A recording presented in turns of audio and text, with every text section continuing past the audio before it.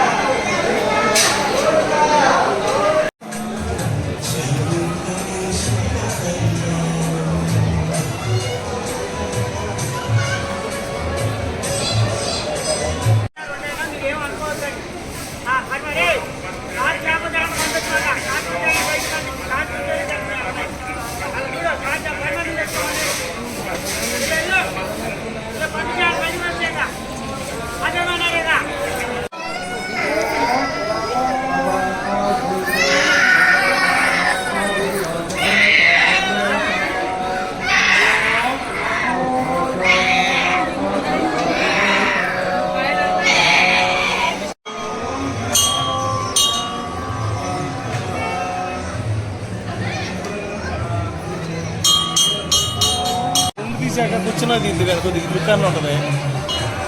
రే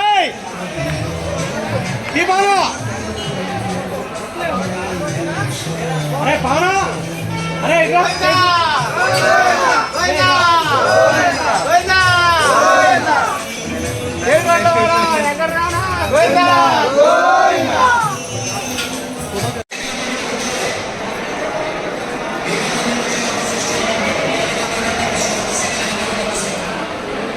మీకు ఈ వీడియో నచ్చినట్లయితే లైక్ చేయండి, షేర్ చేయండి. ముందుగా కింద ఉన్న సబ్స్క్రైబ్ బటన్ పై క్లిక్ చేయండి.